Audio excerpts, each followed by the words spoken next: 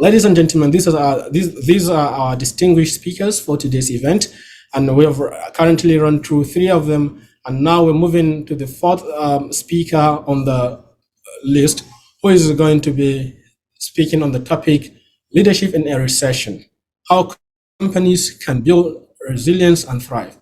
Chinemerem Oparaugo, over to you. Thank you very much. A certain philosopher, most of us are aware of him. He was once known to be the wisest man to live on earth. He once said, "What will be has been before. What has been done will be done again." And there's literally nothing new under the sun. I'm Adaeze Oparaugo, and I'll be talking to you about leading in a recession, how companies can build resilience and thrive. I'll be taking you through who these leaders are, and I'll also be telling you how they innovate. And we're also going to look at a couple of case studies to drive the point home.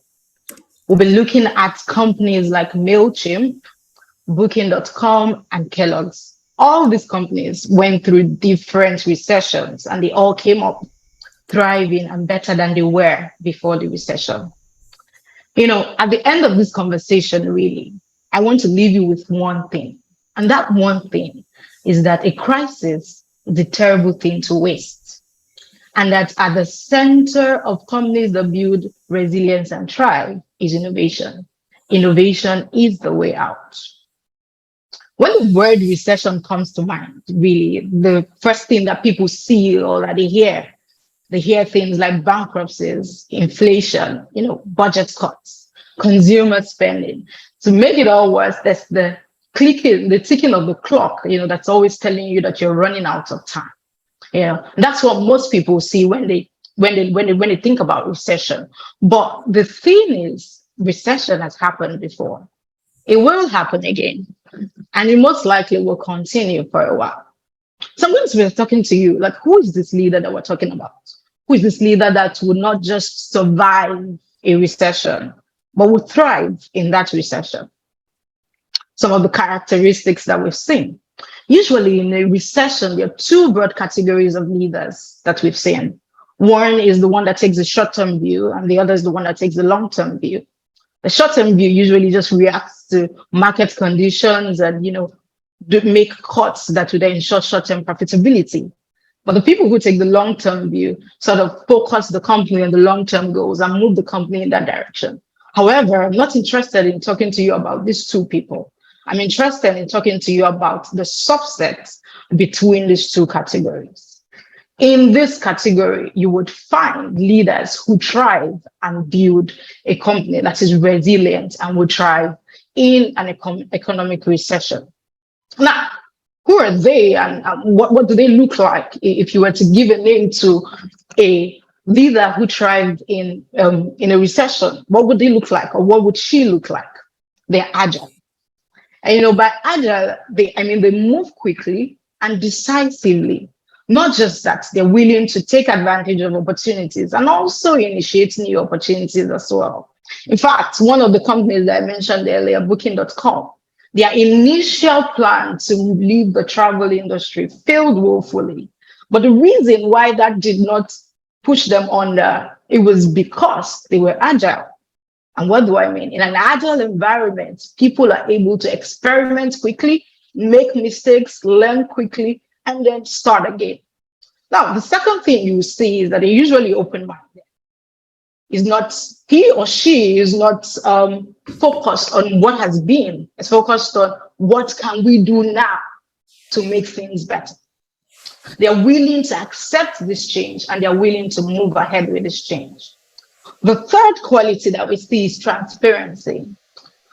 My mom used to tell me something that in a time of war, there's an attitude to take. And in a time of peace, there's an attitude to take. When the context changes, you have to change direction.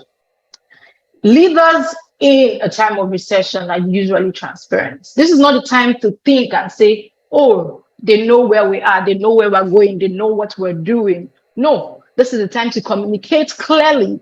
This is where we are, this is what we're doing, and this is where we're going. That way, they're able to carry people along or carry their employees along to the point where they want to get them to. Now, how do these leaders innovate?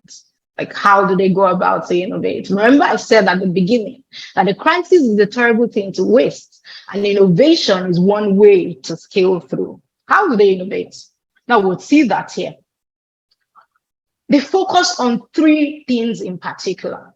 One is the people, the second is their focus, and the third is the execution.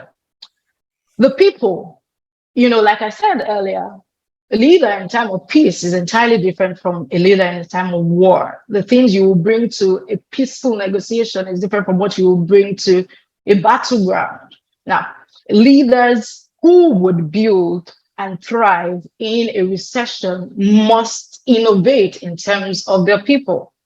Usually when we talk about innovation, most people think of new product offerings. What are we bringing? How are we improving this? How are we doing that? But oftentimes people don't know that innovation cuts across different spectrum. Now, look at Kellogg's. During the Great Recession, one of the greatest recessions that affected, the US, what did they do? We saw them reduce their 8-hour work week to a 6-hour per day work. And they increased the salary by 12.5%. Now you're thinking, did they just pay more in a time of recession? No, but this is what we found that happened eventually. At the end of the day, the productivity of the employees increased to a 40-hour level within a year. So apparently what happened was that they were paying for 6 hours, right?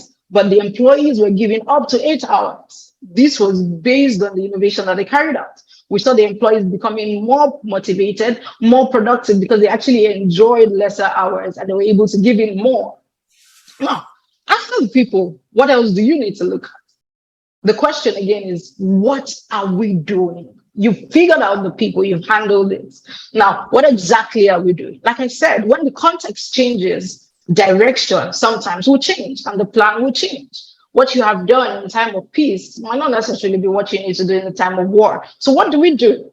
Look at MailChimp. Initially, MailChimp, an email marketing, a marketing platform, reached out to very large organizations. They got yearly retainers and all of that. But during the dot-com bubble that was, overthrowing a lot of tech companies, what did they do? They decided to introduce a freemium product. So basically that involves them offering basic features and then charging a premium on extra features. This ensured that their user base increased from 85,000 to 450,000 in under a year. That is huge for a recession. We had people paying for those products because after they've used, those basic features that are free, they then went ahead to pay for more. So we see, what is the focus? Are we improving new products? Are we improving old products? Are we bringing up new products? Are we reaching out to new markets? What exactly are we doing? The focus has to be important. And leaders who thrive and build resilient companies often are very clear on what the focus is. Now, the last thing really is execution. One of my favorite leaders, Steve Jobs, once said something. He said to me, ideas are worth nothing unless they're executed. The execution is very important because at this point you have the people, you have what you're focused on, but then the question is, how are you going to go about doing it? Right? If you miss it at the execution, you probably missed it on a lot of things. Now, look at Booking.com. If you remember, I mentioned initially that their initial plan to leave the travel industry failed woefully, but because they were agile, they were able to move quickly, learn from their mistakes and make corrections. What did they do? After that initial failure, the next thing they decided to do was like, okay, guys, 9/11 brought a lot of troubles in the travel industry. What exactly can we do? What else can we do? They decided to move into other markets. They left the United States, they went to Europe, they went to Singapore. We saw them acquiring aggressively because initially they tried to do it themselves. And they realized, no, this is not going to work for us. This will not work for the kind of model we have. It will be better for us to acquire. Right. And in acquiring, they were able to grow the company to the current valuation that it is currently. And they were able to thrive in that recession and increase their customer base and also increase their bottom line, which is also very good for a recession.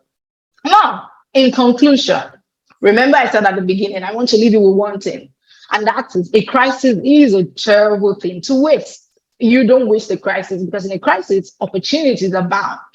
Now, what do? We have to be bold and cautious. I know that sounds like a paradox. Those who survive are not those who are, the smartest or the most intelligent, but those who are the most adaptable to change. Thank you very much.